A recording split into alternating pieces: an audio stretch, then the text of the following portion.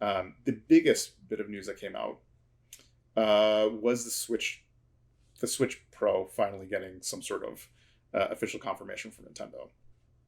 Um, so to capture about the Switch Pro, and really the question of is where was the Switch Pro, and why did the press and everybody else get it so wrong?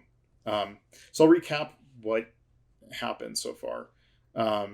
There's been a lot of speculation about a new Switch model. The tent poles to the rumors were founded on a lot of manufacturing information. And manufacturing information is actually really good uh, sources of information on this sort of thing, because it really does tell you an awful lot about what manufacturers are doing. So the bevy of information that we had was the OLED panels were being procured by Nintendo. We know, we were getting rumors about chips that were being procured for some sort of manufacturing ramp up. And I think the big and important one is information on the lifespan of the Tegra chip that's being used by Nintendo. But so we're getting sort of some mixed information coming through, which is information about what is being planned as some sort of new hardware model that will have improved innards, and just sort of like this late gen refresh, and it threw everybody off. And timing wise, it kind of makes sense because we're not that far into the Switch's lifespan, in which it really makes sense for Nintendo to be introducing a new model, but we're late enough where Nintendo really has to be thinking about how they're going to be doing that. And this kind of messed everything up.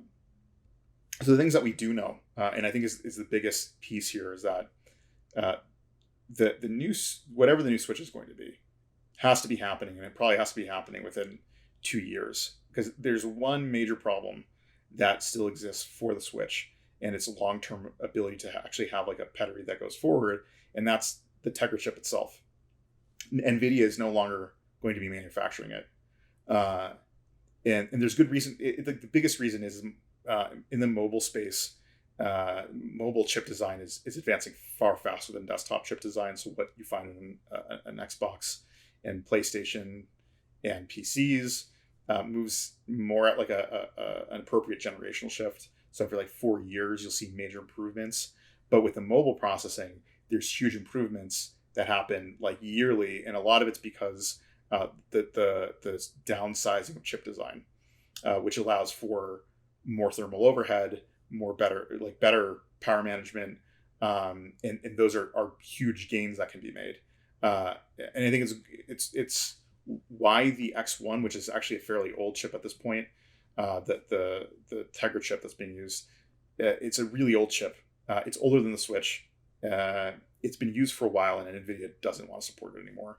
Not only that, but it's on a fairly large fabrication method. I think it's 14 nanometer fabrication, which is the size of like the wire for the circuit that they print out to build the processor.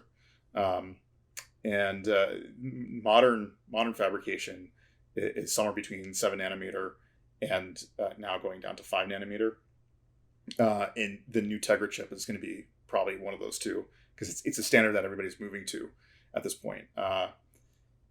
So it's very odd to have Nintendo sticking with this X1 chip. They had to have procured like the next 2 years of chips that they need for its entire lifespan, and then that's done. There's no more manufacturing of the chips, and that's a very real thing. So the Switch itself has like a finite lifeline on it, and its lifeline is entirely based off of how long they can continue to get the Tegra chips that are the basis for the Switch. It behooves them to actually move to a newer nanometer chip design, fabrication design, because with the smaller fabrication, which would probably be like a 7 to 5 nanometer chip design, would be way more, even if it was using the same exact architecture. Like they just made the architecture much, much smaller. Uh, Battery life, power, all that stuff would like double with that sort of fabrication. But the whole thing is that when you have to redesign your chip for a new fabrication size, it means that you have to redesign the chip entirely. And if you're going to go ahead and go through the pain of doing that, you're not going to redesign the same chip that you had before. What NVIDIA is doing and what Nintendo will be forced to do is upgrade to a new Tegra architecture chip that is largely not going to be cross-compatible. And Eric and I talked about this actually in one of our videos, which I'll link somewhere around here. But basically, it's very, very difficult to make a cross-generational chip that isn't just backwards compatible, but forward compatible.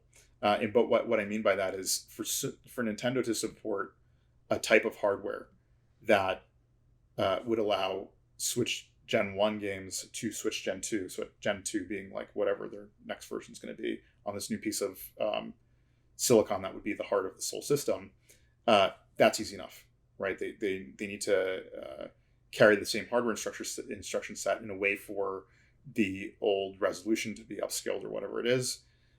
But the more difficult thing is that new chipset that's going to have a totally new design, totally new instruction set, either has to have heavy third-party support or software support to make this work in order for a game to be built on the new chip, new hardware feature set and still be functional on the old feature set.